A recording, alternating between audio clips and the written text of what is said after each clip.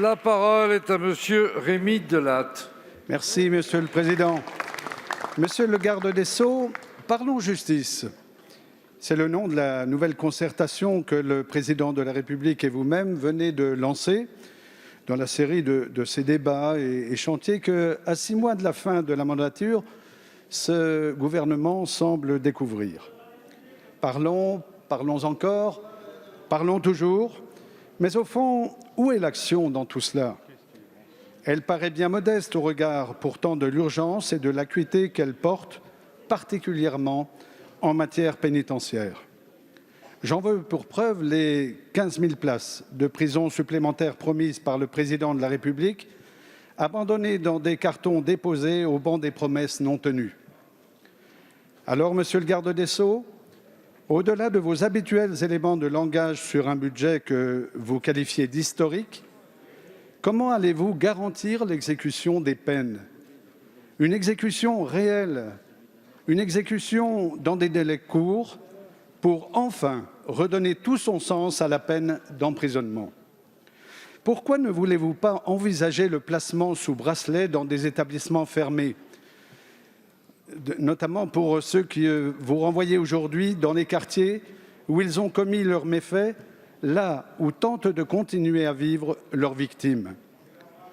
Par ailleurs, quel chantier voulez-vous entreprendre pour la réinsertion au travers de la formation, du travail des personnes détenues et de la revalorisation des enseignants en milieu pénitentiaire? Et enfin, quelle sécurisation des établissements comme des personnels de l'administration pénitentiaire pouvez-vous assurer pour éviter, comme ces derniers jours à Lyon, qu'un individu puisse aisément s'introduire dans le périmètre d'une prison? Je vous remercie. Merci, Monsieur le député. La parole est à Monsieur Éric Dupond-Moretti, garde des Sceaux, ministre de la Justice. Merci, Monsieur le Président.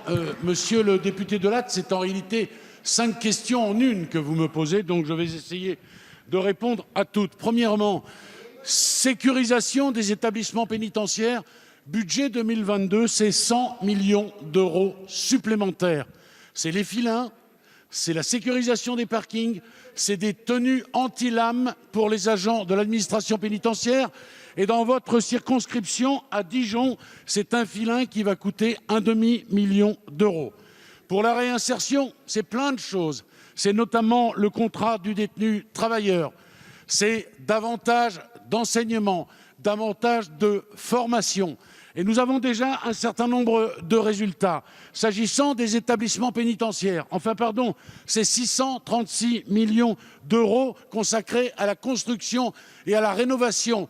Dans les jours qui viennent, l'Uterbar, qui est sorti de terre, va recevoir 350 détenus. C'est aussi 2000 places d'ores et déjà construites. C'est 4000 places qui sont engagées, les chantiers sont en cours. C'est 1000 places premier coup de pelleteuse à partir de décembre et c'est 8000 places des terrains que j'ai signés, pas toujours chez les députés de votre famille qui réclament des prisons, mais rarement chez eux. Vous, j'ai entendu hier l'expression de vos ténors, c'est de la construction de préfabriqués et des détenus qui vont aller dans des lieux qui sont désoccupés et qui sont des lieux fantômes. Je préfère ce que nous faisons à ce que vous dites que vous allez faire.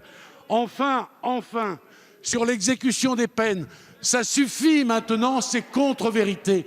Les peines prononcées dans ce pays sont exécutées à hauteur de 90%. Mais il y a un problème dans le délai d'exécution.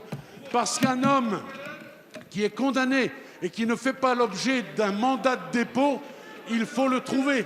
Et c'est un problème qui avait déjà fait l'objet d'un rapport rédigé par M. Ciotti, qui préconisait d'ailleurs qu'il n'y ait plus de réduction automatique. C'est moi qui l'ai fait.